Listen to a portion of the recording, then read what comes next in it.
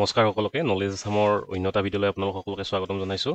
আমি আছাম হিষ্ট্ৰীৰ ওপৰত এটা চিৰিজ আৰম্ভ কৰিছিলোঁ। তো সেই চিৰিজটোৰ অন্তৰ্গত এইটো আমাৰ আধুনিক অসমৰ ইতিহাসৰ ওপৰত 4 নম্বৰ ভিডিঅ'। তো ইয়াৰ আগৰটো ভিডিঅ'ত আমি অধ্যয়ন কৰিছিলোঁ যে কেনেকৈ যেতিয়া আমাৰ ব্ৰিটিছে সম্পূৰ্ণ অসমখন এনেক্স কৰি লৈছিলে তাৰ পৰৱৰ্তী সময়ত প্ৰায় 60-70 দশকৰ পৰা আমাৰ অসমীয়া জনসাধাৰণৰ মাজত জাতীয়তাবাদী ভাৱধাৰাৰ জন্ম হ'বলৈ ধৰিলে। তো সেই ক্ষেত্ৰত আমাৰ যিসমূহ নিউজ পেপাৰ আৰু জাৰ্নেলৰ ভূমিকা সেই সম্বন্ধে আমি ইয়াৰ আগৰটো ভিডিঅ'ত অধ্যয়ন কৰিলোৱে। তো আজি আমি এই ভিডিঅ'টোত অধ্যয়ন কৰিম বিশেষকৈ সেই সময়ত যিসমূহ আমাৰ এক্সট্ৰিমিষ্ট অৰ্গেনাইজেশ্যন গঢ় লৈ উঠিছিলে।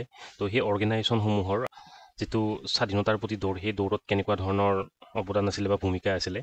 তো তাৰ আগতে আমি যিটো আমাৰ ইনাৰ লাইন আৰু আউটাৰ লাইনৰ কনচেপ্ট আছিলে বা এতিয়াও নৰ্থ ইষ্টৰ কিছুমান ষ্টেটত যিটো চলি আছে ইনাৰ লাইনৰ কনচেপ্ট, তো সেই ইনাৰ লাইনৰ কনচেপ্টটো কেনেকৈ আহিলে সেই সম্পৰ্কে এটা থুলমূলকৈ জানিবলৈ চেষ্টা কৰিম। সেই সম্পৰ্কে এটা বিতং ভিডিঅ' আমি অলৰেডি বনাইছোঁৱে। যদি আপোনালোকে চোৱা নাই তেতিয়াহ'লে প্লেলিষ্টত গৈ চাই ল'ব পাৰে। 1873 খ্ৰীষ্টাব্দত এখন ব্ৰিটিছ গভৰ্ণমেণ্টে কি কৰিছিলে, ৰেগুলেশ্যন এখন পাছ কৰিছিলে। তাৰ নাম আছিলে the Bengal eastern frontier regulation.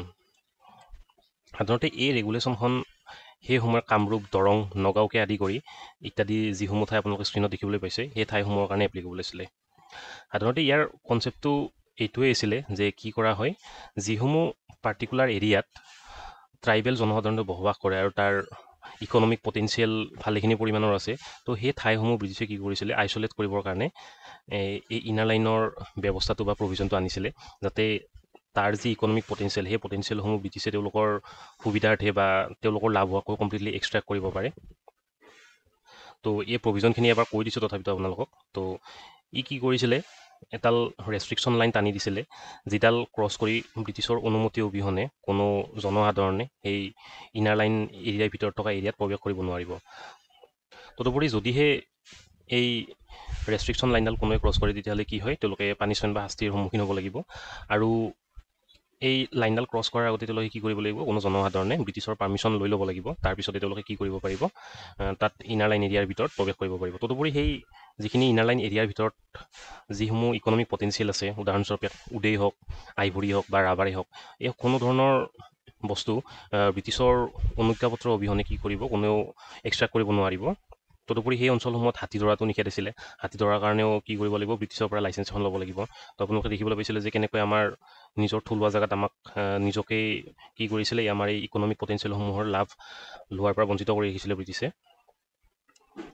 এতিয়া আপোনালোকক এটা থুলমূল আভাস দিম যে যেতিয়ালৈকে, অৰ্থাৎ ইয়াণ্ডাবু সন্ধিৰ পৰৱৰ্তী সময়ছোৱাৰ পৰা প্ৰায় স্বাধীনতাৰ আগমুহূৰ্তলৈকে আমাৰ অসমখন কেনেকুৱা ষ্টেটত ব্ৰিটিছে এডমিনিষ্ট্ৰেশ্যন কৰিছিলে বা কেনেকুৱা ষ্টেটত তেওঁলোকে আমাৰ অসমৰ শাসন কাৰ্য চলাইছিলে। প্ৰায় 1828 পৰা 1874লৈকে অসমখন কি আছিলে, বেংগল প্ৰেচিডেঞ্চিৰ এটা অংগ আছিলে। আৰু তদুপৰি কি কৰা হৈছিলে, এই এজন কমিশ্যনাৰ নিযুক্ত কৰা হৈছিলে। আৰু এই কমিশ্যনাৰজনে কি কৰিব, তেওঁ আমাৰ এই অসমৰ সম্পূৰ্ণ শাসন কাৰ্য বেংগলৰ যিজন গভৰ্ণৰ থাকিব সেই গভৰ্ণৰজনৰ আদেশত শাসন কাৰ্য সম্পাদিত কৰিব। তো ইয়াতে আপোনালোকে এই কমিশ্যনাৰকেইটাৰ নামটো মনত ৰাখি থৈ দিব, কাৰণ আগতে আহিছে বা আগলৈ আহিবও পাৰে। যে প্ৰথম কমিশ্যনাৰ আছিলে ডেভিড স্কট। কাৰ্যকালকেইটা ইম্পৰ্টেণ্ট নহয়, জাষ্ট ক্ৰনলজিকেলি নামকেইটা মনত ৰাখি থৈ দিব। দ্বিতীয়জন আছিলে থমাছ কেম্বেল, তাৰপিছত আছিলে জেনকিন্স, তাৰপিছত আছিলে হেনৰি হপকিন্স। তাৰপিছত এতিয়া আমি চাম 1874 পৰা 1905 চনলৈকে আমাৰ অসমখনৰ ষ্টেটাছ কেনেকুৱা আছিলে। 1874 চনত কি কৰা হৈছিলে, আমাৰ অসমখনক বেংগল প্ৰেচিডেঞ্চিৰ পৰা কাটি আনি ইয়াৰ ষ্টেটাছটো আপগ্ৰেড কৰি চিফ কমিশ্যনাৰৰ প্ৰভিঞ্চলৈকে তাক কি কৰা হৈছিলে, উন্নীত কৰা হৈছিলে। অৰ্থাৎ ইয়াৰ আগলৈকেতো আমাৰ অসমখন বেংগল প্ৰেচিডেঞ্চিৰ এটা অংগ হৈছিলে, কিন্তু 74 চনত কি কৰিলে, বেংগলৰ পৰা কাটি আনি চিফ কমিশ্যনাৰৰ প্ৰভিঞ্চ হিচাপত আমাৰ অসমখনক এষ্টাব্লিছ কৰিলে। কিন্তু তেতিয়ালৈকেও আমাৰ অসমত লেজিছলেটিভ এছেম্বলি বা লেজিছলেটিভ কাউঞ্চিলৰ কোনো ধৰণৰ প্ৰভিজন নাছিলে। সেইটো প্ৰভিজন পৰৱৰ্তী সময়ত হ'ব। যেতিয়া চিফ কমিশ্যনাৰ প্ৰভিঞ্চ হিচাপত এষ্টাব্লিছ কৰিলে আমাৰ অসমখনক, আৰু তেতিয়া আমাৰ যিগৰাকী পোনপ্ৰথমবাৰৰ বাবে চিফ কমিশ্যনাৰ হিচাপত নিযুক্ত হৈছিলে তেওঁ আছিলে ৰিকাৰ্ড হাৰ্টে কিয়াটিংছ। তো এইকেইটাও মনত ৰাখি থৈ দিব আপোনালোকে। দ্বিতীয়জন আছিলে হেনৰি কটন, যাৰ তত্ত্বাৱধানত আমাৰ কটন বিশ্ববিদ্যালয় এষ্টাব্লিছ হৈছিলে, সেই সময়ত কটন কলেজ আছিলে বাৰু। আৰু তৃতীয়জন আছিলে জে.বি. ফুলেৰ। 1905 চনত যেতিয়া বংগ বিভাজন হ'ল, আৰু তেতিয়া কি কৰিছিলে ব্ৰিটিছে, আমাৰ অসমখনক বংগৰ এটা অংশৰ লগত লগ লগাই পূৰ্ব বংগৰ অসম নামৰ এখন ছেপাৰেট প্ৰভিঞ্চ এখন ক্ৰিয়েট কৰিবৰ কাৰণে চেষ্টা চলাইছিলে। কিন্তু পৰৱৰ্তী সময়ত এই সিদ্ধান্তটো তেওঁলোকে বাতিল কৰি লৈছিলে। যেতিয়া আমাৰ অসমখন আৰু বেংগলৰ এটা পৰ্চন লগ লাগি পূৰ্ববংগৰ অসম নামৰ প্ৰভিন্স এখন এষ্টাব্লিছ কৰিলে তাৰপিছত যেতিয়া প্ৰথমজন লিউটেনেণ্ট গভৰ্ণৰ নিযুক্ত হ'ল তেওঁ হৈছিলে জে.বি. ফুলাৰ আৰু ইয়াতে আপোনালোকে পাইছিলে যে জে.বি. ফুলাৰ প্ৰথম শেষৰজন চিফ কমিশ্যনাৰো হৈছিলে কিন্তু তেওঁক পৰৱৰ্তী সময়ত কি কৰা হৈছিলে প্ৰথমজন লিউটেনেণ্ট গভৰ্ণৰ হিচাপত এষ্টাব্লিছ কৰা হৈছিলে আৰু শেষৰজন আছিলে চাৰ্লেছ ষ্টুৱাৰ্ট বেইলি। তো এই নামকেইটা খুবেই ইম্পৰ্টেণ্ট হয়, এইকেইটা মনত ৰাখি দিব আপোনালোকে। তো আমি এতিয়া আহিছোঁ স্বদেশী মুভমেণ্টলৈকে, বা যদি সঠিককৈ ক'বলৈ যাওঁ আমাৰ স্বদেশী মুভমেণ্টত আমাৰ অসমৰ অৱদান কেনেকুৱা ধৰণৰ আছিলে। স্বদেশী মুভমেণ্টৰ যেতিয়া ঢৌটো আহিছিলে সেই সময়ৰ আশে পাশে আমাৰ অসমত ভালেকেইটা কি হৈছিলে এক্সট্ৰিমিষ্ট অৰ্গেনাইজেশ্যন গঠিত হৈছিলে আৰু সেই অৰ্গেনাইজেশ্যনসমূহে বিভিন্ন ধৰণৰ ভায়লেণ্টৰ কাৰ্যত নিয়োজিত হৈছিলে। তেওঁলোকে ভায়লেন্সৰ দ্বাৰা ৰিভলিউশ্যন আনিবলৈ চেষ্টা কৰিছিলে। তো এইসকলৰ বিষয়ে আমি এতিয়া বিতংকৈ অধ্যয়ন কৰিম। পোনপ্ৰথমবাৰৰ বাবে কি হৈছিলে অম্বিকাগিৰি ৰায়চৌধুৰী তেওঁ কি কৰিছিলে এটা ভলুণ্টাৰী অৰ্গেনাইজেশ্যন এটা গঠন কৰিছিলে আৰু তাৰ নাম দিছিলে সেৱা সংঘ। এই সেৱা সংঘটো কি হৈছিলে সেই সময়ত আমাৰ বেংগলত এটা অনুশীলন সমিতি নামৰ, বেংগল মানে বৰ্তমানৰ বাংলাদেশত আৰু অনুশীলন সমিতি নামৰ এটা এক্সট্ৰিমিষ্ট অৰ্গেনাইজেশ্যন এটা আছিলে। তো সেই অৰ্গেনাইজেশ্যনটোৰ লগত বা সেই অৰ্গেনাইজেশ্যনটোৰ পৰা অনুপ্ৰাণিত হৈ তাৰ নিচিনাকৈ অম্বিকাগিৰি কি কৰিছিলে আমাৰ অসমত ব্ৰিটিছৰ পৰা মুক্ত কৰিবৰ কাৰণে অসমখনক এটা অৰ্গেনাইজেশ্যনৰ জন্ম দিছিলে, এক্সট্ৰিমিষ্ট অৰ্গেনাইজেশ্যনৰ। তাৰ নাম আছিলে সেৱা সংঘ। ই পৰৱৰ্তী সময়ত বিভিন্ন ধৰণৰ টেৰৰিষ্ট এক্টিভিটিৰ লগত জড়িত হ'বলৈ ধৰিলে। সেৱা সংঘই কি কৰিছিলে এবাৰ তেওঁলোকে এটা প্লেন এটা বনাইছিলে আৰু প্লেনটো এনেকুৱা ধৰণৰ আছিলে যে সেই সময়ত তেওঁলোকে আপডেট এটা পাইছিলে যে আমাৰ যিগৰাকী লিউটেনেণ্ট গভৰ্ণৰ আছিলে জে.বি. ফুলাৰ তেওঁ কি কৰিছিলে গুৱাহাটীৰ পৰা শ্বিলঙলৈকে গৈ আছে আৰু তেওঁ গৈ থকা অৱস্থাত কি কৰিব বোম ব্লাষ্টেৰে তেওঁক হত্যা কৰা হ'ব। তেওঁলোকে এনেকৈ এটা প্লেন কৰিছিলে। তদুপৰি অম্বিকাগিৰিয়ে কি কৰিছিলে আমাৰ বিশেষকৈ যুৱ সমাজক আকৰ্ষিত কৰিবৰ কাৰণে বিভিন্ন ধৰণৰ পেট্ৰিয়টিক কবিতাৰ পৰা আৰম্ভ কৰি আৰ্টিকললৈকে তেওঁলোক কি কৰিছিলে পাব্লিছ কৰিছিলে। তাৰোপৰি তেওঁ এখন ড্ৰামা এখন লিখিছিলে, পেট্ৰিয়টিক ড্ৰামা আছিলে, এইখনৰ নাম আছিলে বন্দিনী ভাৰত। তো এইটো আপোনালোকক মনত ৰাখি থৈ দিব যে বন্দিনী ভাৰত কোনে ৰচনা কৰিছিলে। তো উত্তৰটো হৈছে কি অম্বিকাগিৰি ৰায়চৌধুৰী। কিন্তু তেওঁলোকৰ এই প্লেনটোৰ বিষয়ে যেতিয়া ব্ৰিটিছে গম পালে কি কৰিলে পৰৱৰ্তী সময়ত অম্বিকাগিৰি ৰায়চৌধুৰীক গ্ৰেপ্তাৰ কৰিলে আৰু গ্ৰেপ্তাৰ কৰি তেওঁ কি কৰিলে 1915 চনলৈকে পুলিচৰ ভিজিলেন্সত বা পুলিচৰ দৃষ্টিত কি কৰিলে তেওঁক ৰাখি থৈ দিলে। তাৰ পৰৱৰ্তী সময়ত কি হৈছিলে তাৰ পৰৱৰ্তী সময়ত আমাৰ শিলচৰৰ ওচৰত অৰুণাচল আশ্ৰম নামৰ এটা এক্সট্ৰিমিষ্ট অৰ্গেনাইজেশ্যন এটাৰ জন্ম হৈছিলে। তো সেই অৰ্গেনাইজেশ্যনটোৰ জনক আছিলে গুৰুদাস চৌধুৰী আৰু দয়ানন্দ স্বামী, যিটো তেওঁলোকে কি কৰিছিলে পোনপ্ৰথমে এটা ছিক্ৰেট চেণ্টাৰ হিচাপত এক্সট্ৰিমিষ্টসকলৰ কাৰণে এষ্টাব্লিছ কৰিছিলে। যেতিয়া বেংগল পাৰ্টিশ্যনটো এনিউল হ'ল, অৰ্থাৎ ব্ৰিটিছে যেতিয়া বিভিন্ন ধৰণৰ স্বদেশী মুভমেণ্টৰ পৰা আৰম্ভ কৰি বিভিন্ন ধৰণৰ এজিটেশ্যন ফেচ কৰিব ধৰিলে, তেওঁলোকে পৰৱৰ্তী সময়ত কি কৰিছিলে 1911 চনত তেওঁলোকৰ যিটো এই বেংগল পাৰ্টিশ্যনৰ সিদ্ধান্ত সেইটো তেওঁলোকে বাতিল কৰি দিলে। তাৰ পৰৱৰ্তী সময়ত কি হ'ল আমাৰ অসমখন পুনৰ চিফ কমিশ্যনাৰ প্ৰভিন্সলৈকে ৰূপান্তৰিত হ'ল আৰু এই 1911 চনতে পোনপ্ৰথমবাৰৰ বাবে কি কৰা হৈছিলে আমাৰ অসমখনক এখন লেজিছলেটিভ কাউঞ্চিল দিয়া হৈছিলে। তাৰ আগলৈকে মই আপোনালোকক কৈছিলোঁ তাৰ আগলৈকে আমাৰ অসমত কোনো ধৰণৰ লেজিছলেটিভ কাউঞ্চিল নাছিলে। পোনপ্ৰথমবাৰৰ বাবে 1911 চনত কি কৰা হৈছিলে অসমক এখন লেজিছলেটিভ কাউঞ্চিল দিয়া হৈছিলে আৰু সেই কাউঞ্চিলখন এষ্টাব্লিছ কৰা হৈছিলে শ্বিলঙত আৰু এই কাউঞ্চিলখনে কি কৰিছিলে 1912 চনৰ পৰা কাৰ্যনিৰ্বাহ কৰিবলৈ ধৰিছিলে। যেতিয়া পোনপ্ৰথমে কাউঞ্চিলখন গঠন কৰা হৈছিলে তেতিয়া তাৰ কাউঞ্চিলখনৰ মেম্বাৰ আছিলে প্ৰায় 25 জন। ইয়াৰে প্ৰায় 14 জন নমিনেটেড আছিলে, অৰ্থাৎ লিউটেনেণ্ট গভৰ্ণৰে কি কৰিব নমিনেট কৰিব আৰু বাকী 11 জন ইলেক্টেড আছিলে। 1919 চনত এটা ৰিফৰ্ম এটা সংগঠিত কৰিছিলে ব্ৰিটিছ গভৰ্ণমেণ্টে আৰু সেই ৰিফৰ্মৰ আণ্ডাৰত কি কৰা হৈছিলে আমাৰ অসমখনক গভৰ্ণৰ প্ৰভিন্স হিচাপত এষ্টাব্লিছ কৰিছিলে। তো আমি এতিয়া আহিছোঁ নন কোপাৰেশ্যন মুভমেণ্টলৈকে। যেতিয়া নন কোপাৰেশ্যন মুভমেণ্টৰ ঢৌ আমাৰ সমগ্ৰ ভাৰতবৰ্ষতে বিয়পি পৰিলে তেতিয়া আমাৰ অসমত নবীন চন্দ্ৰ বৰদলৈ যি গান্ধীৰ আইডিঅ'লজিৰ প্ৰতি ইনস্পায়াৰ হৈছিলে বা তেওঁ কি হৈছিলে গান্ধীৰ যি নন কোপাৰেশ্যনৰ ক্ষেত্ৰত আইডিয়া বা ফিলচফি আছিলে সেই ফিলচফিক তেওঁ নবীন চন্দ্ৰ বৰদলৈ এডপ্ট কৰিব পৰা নাছিলে। কিন্তু তাৰ পৰৱৰ্তী সময়ত তেওঁ কি কৰিলে সময়ৰ হাতত নিজকে সলাই পেলালে আৰু কি কৰিলে তেওঁ গান্ধীৰ এই নন কোপাৰেশ্যন মুভমেণ্টৰ যি আইডিঅ'লজি সেই আইডিঅ'লজি তেওঁ এডপ্ট কৰি ল'লে। ইয়াৰ আগৰ ভিডিঅ'টোত আপোনালোকক কৰাইছিলে যে আছাম এছ'চিয়েশ্যন নামৰ এটা পলিটিকেল অৰ্গেনাইজেশ্যন এটা গঠন হৈছিলে যি আমাৰ স্বাধীনতা সংগ্ৰামত ভালেখিনি ভূমিকা সম্পাদিত কৰিছিলে। তো এই আছাম এছ'চিয়েশ্যনৰ 1920 চনত তেজপুৰত এটা ছেশ্যন হৈছিলে আৰু সেই তেজপুৰ ছেশ্যনত কি কৰা হৈছিলে 4খন গেট গঠন কৰা হৈছিলে আৰু সেই গেটসমূহ একোজন ডাঙৰ ডাঙৰ লিডাৰৰ নামত উৎসৰ্গিত হৈছিলে। আৰু এখন আছিলে তিলকৰ নামত, এখন আছিলে গান্ধীৰ নামত আৰু দুখন আছিলে সেই সময়ৰ যি আমাৰ আলী ব্ৰাদাৰ্ছ আছিলে সেই আলী ব্ৰাদাৰ্ছৰ নামত। গান্ধীয়ে পোনপ্ৰথমে 1921 চনত আমাৰ অসম ভ্ৰমণ কৰিছিলে যেতিয়া নন কোপাৰেশ্যন মুভমেণ্ট চলি আহিছিলে আৰু তেতিয়া তেওঁ প্ৰায় 12 দিন সময় আমাৰ অসমত অতিবাহিত কৰিছিলে। তেওঁ আমাৰ অসমীয়া শিপিনীসকলৰ এই কাৰুকাৰ্য দেখি তেওঁ বাৰুকৈ অতিভূত হৈ পৰিছিলে আৰু তেওঁ পৰৱৰ্তী সময়ত কি কৰিছিলে এখন নিউজ পেপাৰ যাৰ নাম হৈছিলে য়ং ইণ্ডিয়াত তেওঁ আমাৰ এই শিপিনীসকলৰ বিষয়ে এটা ডিটেইলছত টোকা লিখিছিলে। এটা ফেমাছ টোকা যি আজিও প্ৰচলিত, যে আমাৰ অসমীয়া শিপিনীয়ে কাপোৰত বা তাঁতশালত সপোন ৰচে। এই সকলোবোৰৰ বিষয়ে গান্ধীয়ে কি কৰিছিলে, এই য়ং ইণ্ডিয়া নামৰ যিখন মেগাজিন, সেই মেগাজিনখনৰ আৰ্টিকল এটা লিখিছিলে। গান্ধীৰ ভিজিটৰ পিছত আমাৰ অসমত পোনপ্ৰথমবাৰৰ বাবে কি কৰা হৈছিলে, কংগ্ৰেছৰ আমাৰ অসমত এটা শাখা গঠিত কৰা হৈছিলে, অৰ্থাৎ Assam province of Congress committee গঠন কৰা হৈছিলে।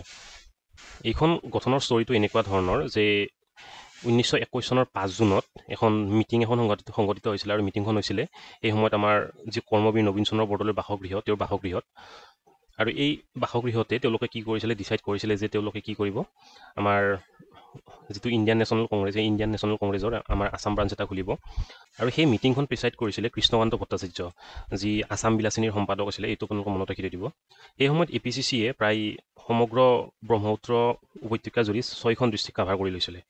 তাৰ পৰৱৰ্তী সময়ত কি কৰা হ'ল, এখন এক্সিকিউটিভ কমিটি গঠন কৰা হ'ল এই APCCৰ আণ্ডাৰত, আৰু এই কমিটিখনৰ সভাপতি আছিল কুলধৰ চলিহা, আৰু তাৰ ভাইচ প্ৰেচিডেণ্ট আছিলে বদ্ৰীনাৰায়ণ আগৰৱাল, আৰু তাৰ জেনেৰেল ছেক্ৰেটাৰী আছিলে নবীন চন্দ্ৰ বৰদলৈ। তো এইটো আপোনালোকে মনত ৰাখি থৈ দিব যে APCCৰ যিখন এক্সিকিউটিভ কমিটি হৈছিলে তাৰ সভাপতি কোন আছিলে আৰু তাৰ জিয়াজ কোন আছিলে।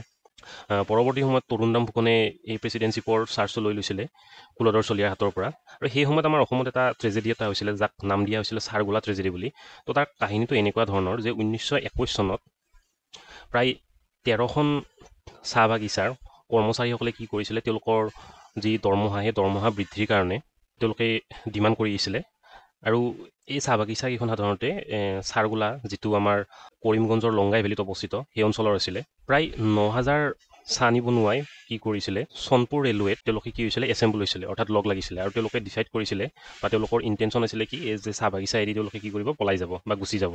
আৰু সেয়েহে তেওঁলোকে কি কৰিব লাগিব, এটা নদী এটা আছিলে, সেই নদীটো পাৰ হ'ব লাগিব, আৰু এই নদীটো পাৰ হোৱাৰ কাৰণে একমাত্ৰ মিডিয়াম আছিলে ৰেলৱে।